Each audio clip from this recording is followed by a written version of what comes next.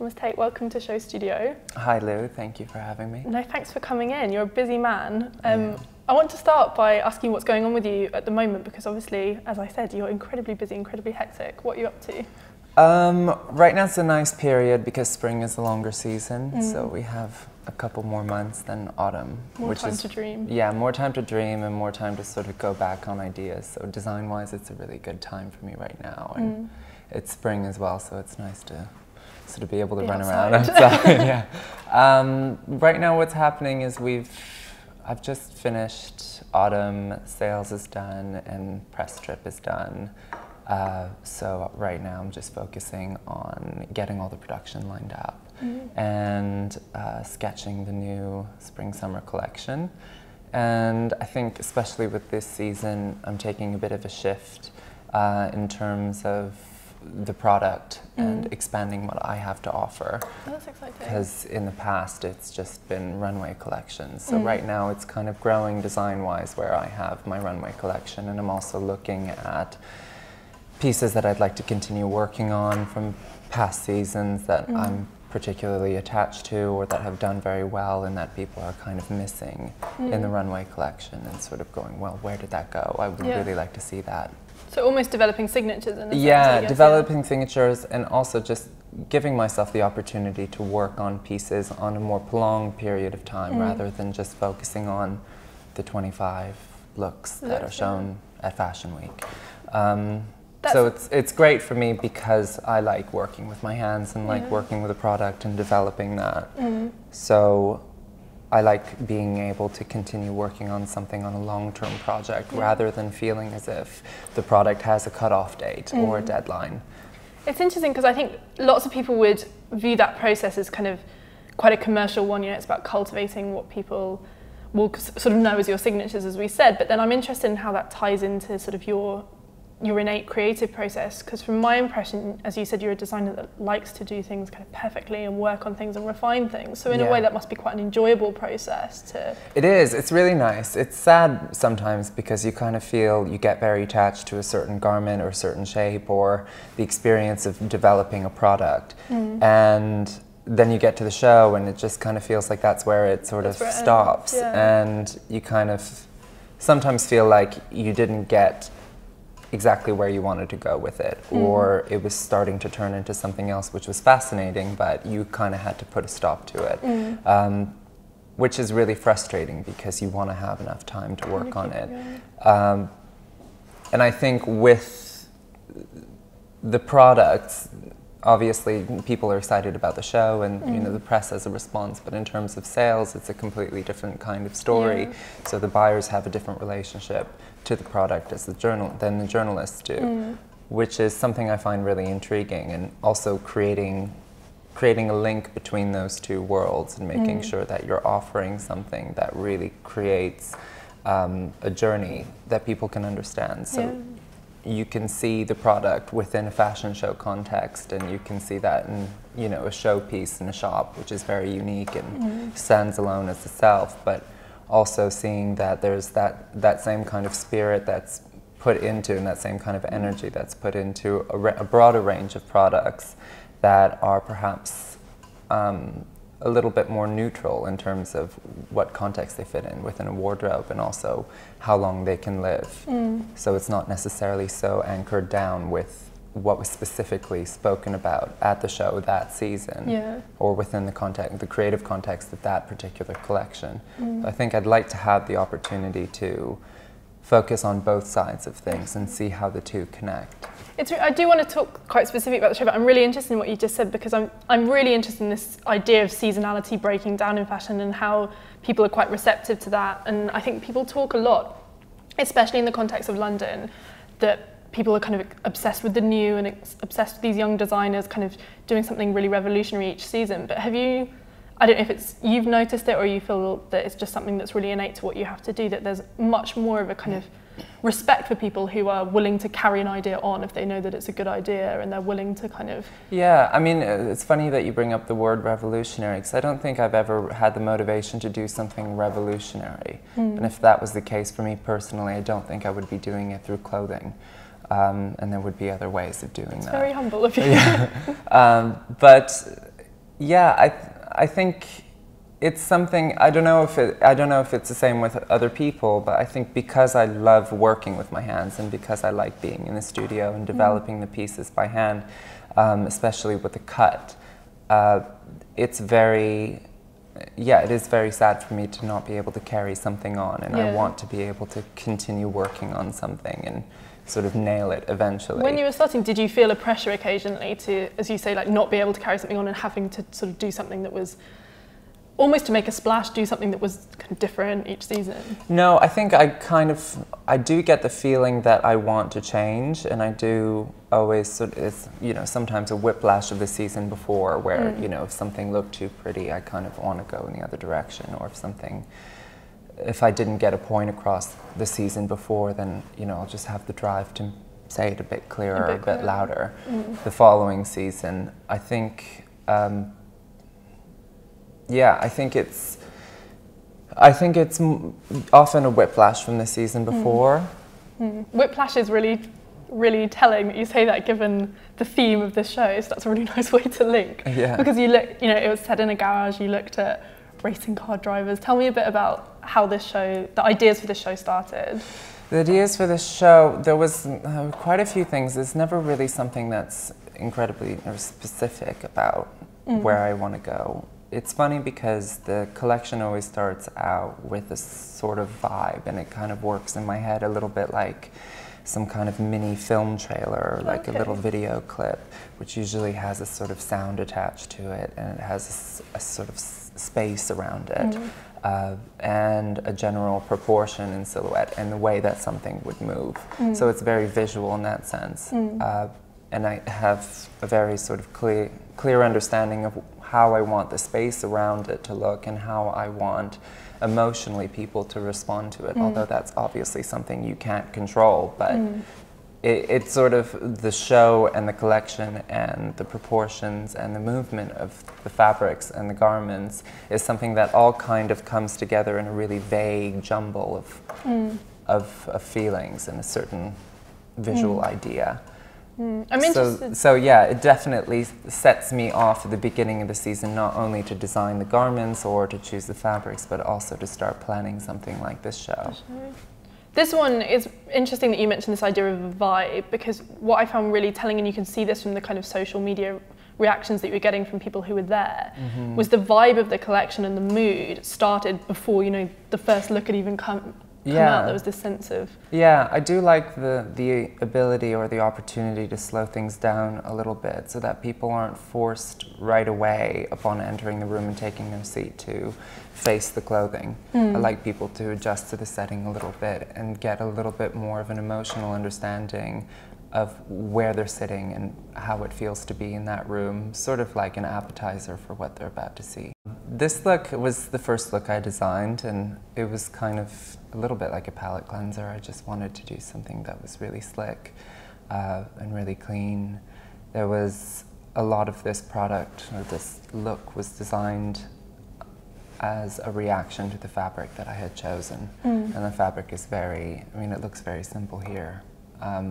But it is really, really soft to the touch and surprisingly bouncy. So it has this sort of nervous movement to it. So when the garment is hanging still, it looks very clean. And then when someone starts moving in it, the space between the body and the garment is kind of going all over the place. It's really jittery. But yeah, I just wanted to do something really clean. I wanted to do something almost boring, just kind of gray. And before I moved into something a little bit more extreme. I'm interested that you say it was the first look you designed. Is that how you work when you're ordering a collection? Is it often in order? I mean, that's obviously changing right now because there, like I said earlier, there are different products that are being developed that aren't necessarily, the point isn't necessarily to have that on the runway. But yeah, there's always a sort of running order at the very beginning of the season, and I think I sort of keep things aside for a long time, and then I start putting things up in their order when I start to feel ready. But usually, yeah, there's a running order to the collection from the very beginning. From the beginning. Yeah. And I'm interested in the process of how you edit something, because I think one thing that always strikes critics and buyers as well about your shows is they feel very refined and they feel very, I think it was interesting that you said clean and before when you were talking about that opening look, because I think that's something that runs through all your shows, is this idea of it being very, almost like a palate cleanser, the whole show, because it feels so sort of cultivated.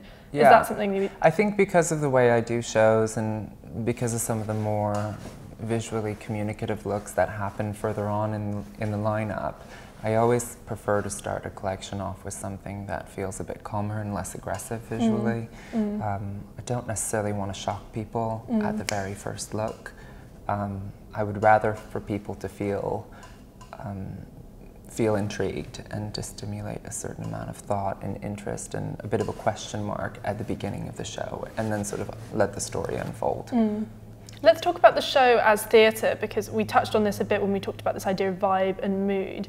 But is that something, I'm impressed that, you know, there's something that you consider so much, because people always talk about the pace of the schedule, even like the fact that we've now got these 45-minute slots and people are running from show to show to show. But is that idea of the show being not a spectacle in the sense of being something incredibly theatrical, but something that's creates a feeling and an emotion, is that something that is really... Definitely. That's the most important element of the show to me. I think it goes hand in hand with, you know, why I designed the collection and tried to... It is very much so mood-based, and the collection develops quite instinctively as a reaction to how I feel that season.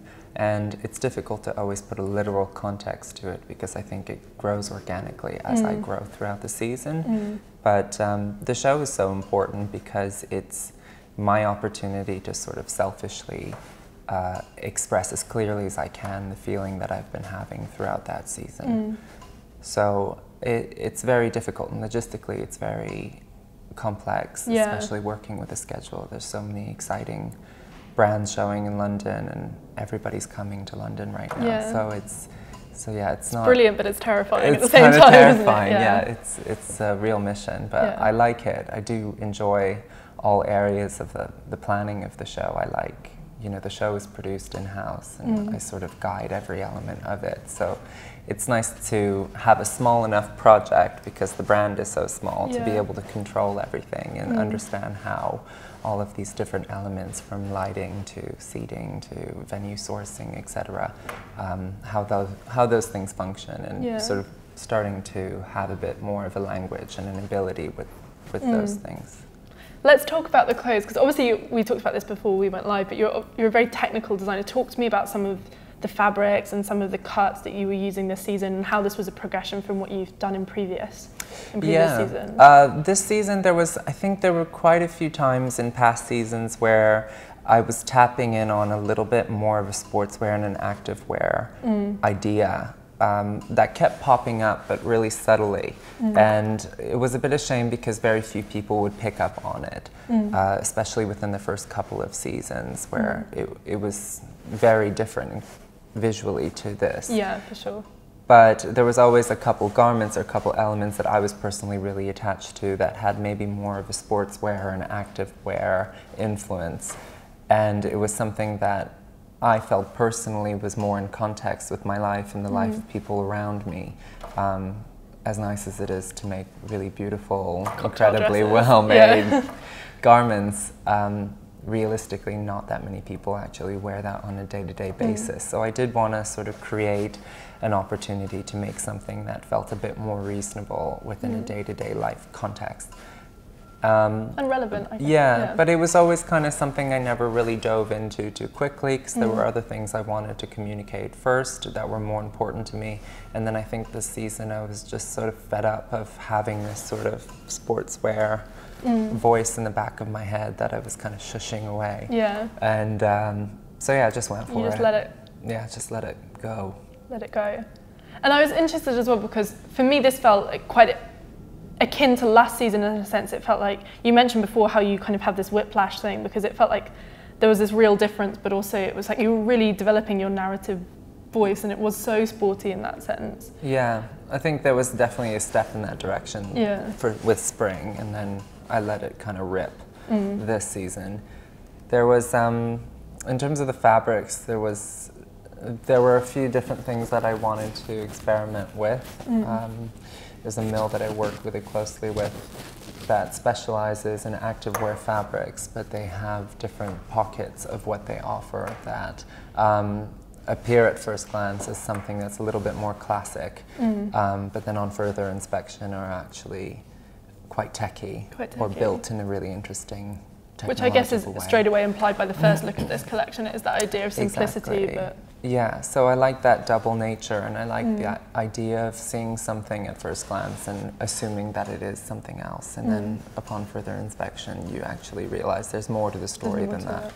I really want to talk about that transparent kind of jogger that you did over the legging, and where that idea of sort of, because as much as this was about fabric and texture and something being very technical, there's also an element to the styling and the layering which I found really, really intriguing. Yeah, I think the printing was something I wanted to do, sort of cycling jersey printing. I was interested in, I mean, there were certain elements of cycling at night, the reflective elements were very interesting to me, and catching light like that. And then I also wanted to do something with print without it being necessarily too surface heavy. Last season was an interesting experience for me with spring, because everything that was color in this sort of fabric was actually printed, where a lot of people thought that it was just yarn dyed. And in fact everything was sublimation printing, which is usually used in activewear, which is a gas transfer print. So that was a learning curve for me, and kind of got the motor running in terms of how I would be able to use that same technique in different ways. And I wanted to have a little bit more fun with the branding, and doing something a little bit more obvious was exciting to me, because it's not necessarily something I'm known for. So I did want to have sort of accent pieces that were perhaps a little bit more literal and a little bit more obvious. I'm interested that you mentioned that kind of the branding and pieces being a bit more obvious, because that was kind of one of the big takeaways from this collection. Everyone talked about the confidence of it, and it felt really like you were incredibly comfortable. Yeah, I wasn't. Yeah. I wasn't really. I think, you know, there were several moments where like, can I actually do this? And there's a cycling jersey that says, you know, ThomasTits.com, which is just kind of personal to me, because my friends call me Tits. But you know, I don't know if people kind of got it, and it's not really necessary for them to get it, but I just kind of wanted to do something that was a little bit of a joke to me and just kind of crack me up a bit. But that's interesting, because this is something I wanted to ask you later, but it's pertinent now, which is people do talk about you like you're quite I think a serious designer, very considered, and you're seen, and I don't mean this as a criticism, you're seen as kind of outside of this kind of peppy, fun London gang. You know, you're much more of a kind of outsider with that. Is that something you've kind of done quite deliberately, or did you want to kind of... I don't know. I don't necessarily think it has to do with being, you know, the peppy, fun, young designer, because I am definitely young. Look, I'm really fun. I'm really fun, guys. No, I think it's... I think there are various different things that I choose to do in the way that I personally want to do, because that's the only way that I feel is natural to me. And I can't speak for the other designers, but I think everybody has their own journey and understanding of how they want to approach a project or a runway show or a collection. So I think in terms of me being a bit more of an outsider, I think it's just naturally, I've never been afraid of taking on the responsibilities of producing every element of what I do, because it's been on such a small scale so far. So yeah, I don't think it's ever been an active effort to remove myself from other designers or from specific designers. I think it's just been naturally having an understanding of how I want to approach a project and how I want to move forward with a show. And especially because I grow very attached very quickly to certain ideas of spatially how I want to present the collection, and atmospherically how I want to communicate what I'm talking about, that after a few months of work, it almost becomes unacceptable for me to do anything else. Yeah, it just completely engrossed. Which might be a really sort of stubborn approach for a young person, but it's just how I am naturally. You said before, you said I am young, and that's something that I do want to ask about as well, because you're incredibly young, and you've got this great sort of claim, which I think you're the youngest person ever to finish the Yeah, it was a tutor told me that when I was at school, because I got into the course when I was 20. But I don't know, there's just people sort of like, the minute someone heard that, it was just all over the place. Tagline, and now I still have that tagline. And it's just like, well, that was years ago now, so it's probably not even important to mention it. But yeah, no, I don't have like some kind of certificate or anything. But you must feel quite a pressure, and I think this is particularly pertinent after this show, when something is so well received, and there's so much focus on London as a place for young talent, and you are often picked out as, you know, someone who's really like a tour de force in London. Yeah, I think there's something incredibly special about London, not just because of this various sponsorship schemes that happen here and the opportunities that are made for young people, but I think London in general has a history of young people and has a history of supporting just creativity as a base. Which is really special. I never felt that being a young person was something that was detrimental to the growth of my brand or to my creative development. I think it's something that's always been encouraged here. I think people have a certain amount of patience for new ideas and a certain amount of curiosity for things that feel or look or are by nature new. Yeah. Let's go back to the clothes. I want to ask, do you, because we've talked about, you know, the fabrics you use and that you come up with this idea of a vibe, do you use references? Not necessarily. What do you mean, like a mood board scenario? Yeah, exactly. Yeah. No, I don't do that. There's definitely things that if I come along something, you know, sort of on the internet or something, then I'll drag it onto my desktop. But it's never, it is kind of a very frustrating process because it's always kind of trying to remember a word that you can't remember. It's always sort of that kind of feeling for me in terms of designing it.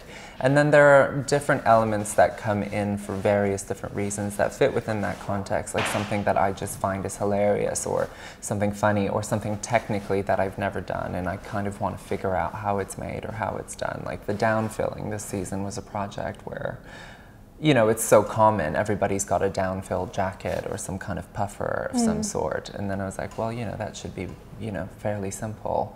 And then I went, you know, oh shit, I actually have no idea how that works. So then that kind of fuels this sort of intrigue, and it sort of becomes this kind of mission for the season where, you know, technically I want to figure out how that's done, and I want to go and meet people who do this and figure out why they do it and how they do it. And so it's quite a collaborative process. Yeah, definitely. I think there's always sort of that thirst for a challenge technically, where if I don't know how to do something, it's never sort of, all right, put that to the side and then work on something I'm already good at. There's always technically quite a few elements of the collection that I'm doing specifically because I want to gain experience in that and I want to get my head around how that works and open up sort of my resource of, you know, my world of people that I work with. Yeah.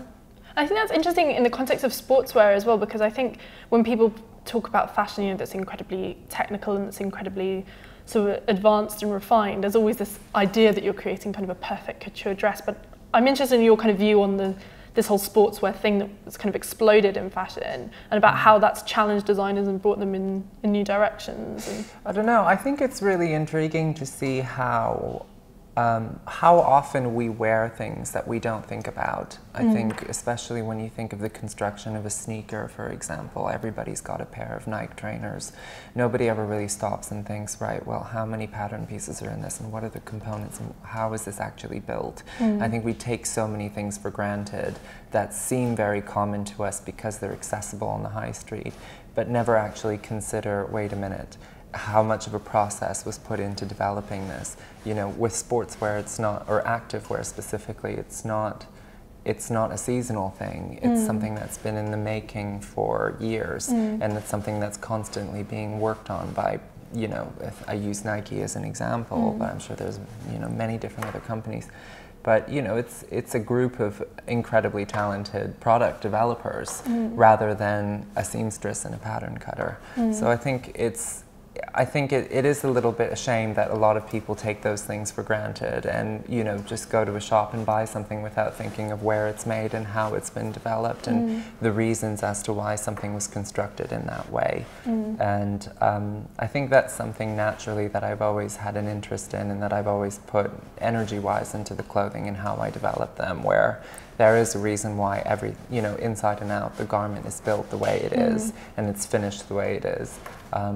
right down to a pocketing or a fastening. There's always some kind of thought process behind that. And I wouldn't be happy knowing that a consumer is just buying it and not really thinking about where they're putting their money and what they're walking out on the street wearing. Is that what kind of gave way to this, some of the layering you did and some of those kind of the textures that we talked about before, where at first glance it's different to what it is when you actually touch it, because it is this idea of, you know, this different relationship with the garment, that it's not just about the surface, it's something that you kind of explore when you... Yeah, definitely. I think it's something that I personally have an interest in, not just with clothing, but I like that experience of judging something when you first see it and then feeling that you've made a mistake in thinking that. I like that when you meet people and you kind of see them from across the room and then you get up close and you understand that they're different than what you had imagined, and then you meet them and that's a third level. And it's that kind of relationship that I'd like to stimulate within clothing as well, where it's not just about looking online and having a look at the photos or watching a video like this.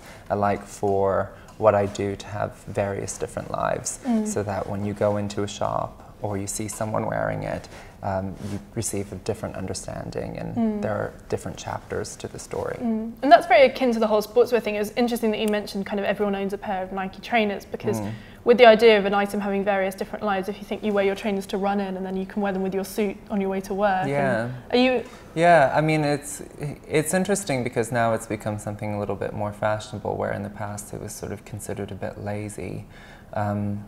And I do like to see that evolution in people, where something that was a bit taboo or seemed a bit half-assed, 10 years ago, is now something that has a completely new context and actually makes a statement about who you are and the kind of life that you live. And, I think when you're thinking of consumers as well, with this area of the market where, I think this idea of the Upper East Side sort of yummy mummy who likes cocktail dresses, I think that's even now unrealistic, although they're still out there, and that's fine. I think even those people don't necessarily actually live those lives.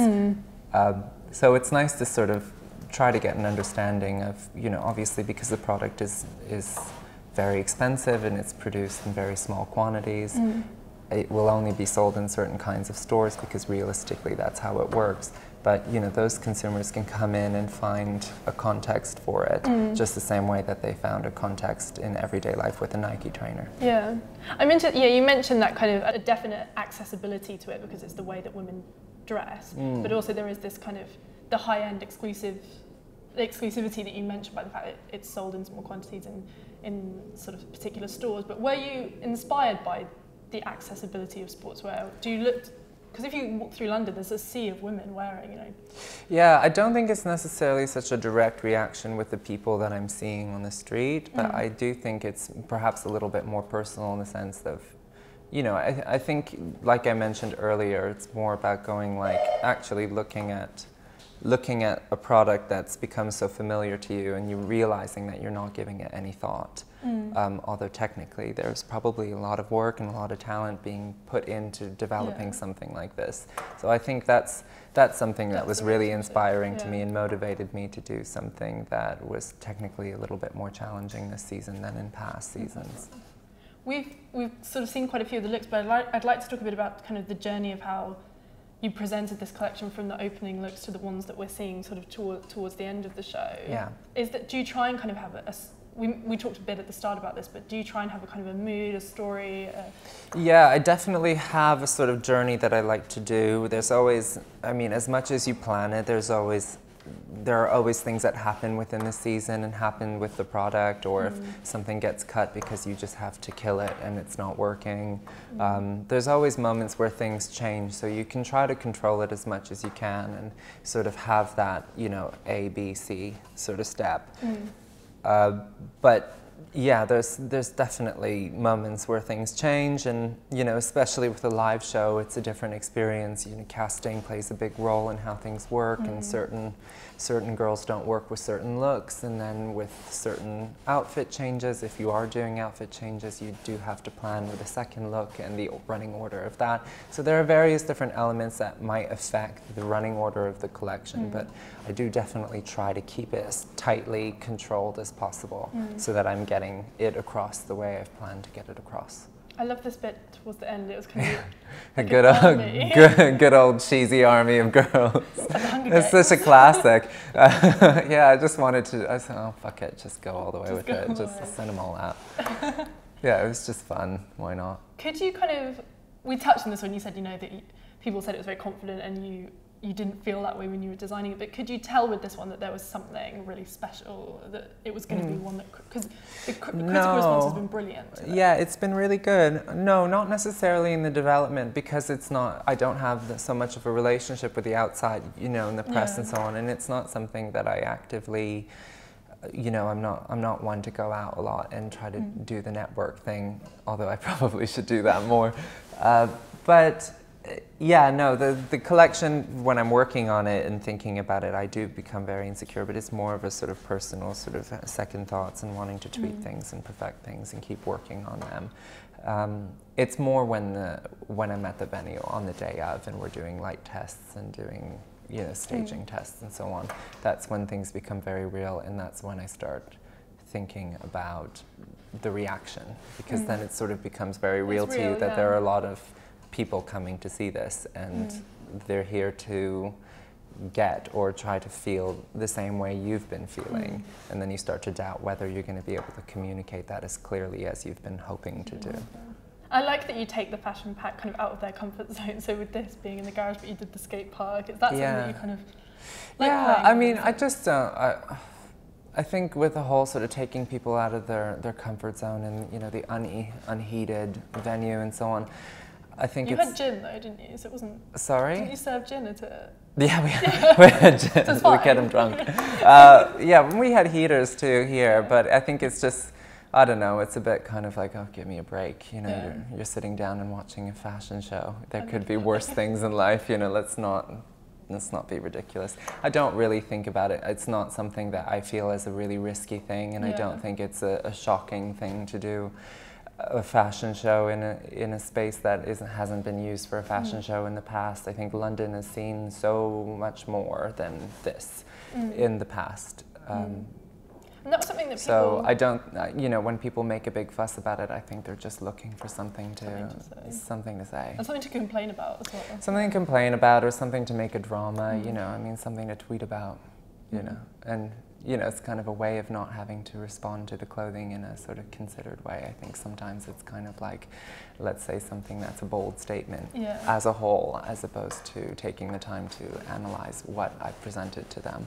But every journalist is different, and everyone sort of receives the experience in a different way, and I think it's a positive thing for me as well to know, certain people come up to me and say, this is exactly what I was hoping it would be, and some people come in and say like, oh, I didn't get it. But I like the fact that it's not necessarily for everyone. I think the most important thing for me is that people come into the show and feel a certain way, and people leave feeling differently. I think if you can change the way someone feels within 15 minutes, then you've done something cool. That's a really beautifully poetic note to end on. Thank you very much, Tom. Thank you, Lou.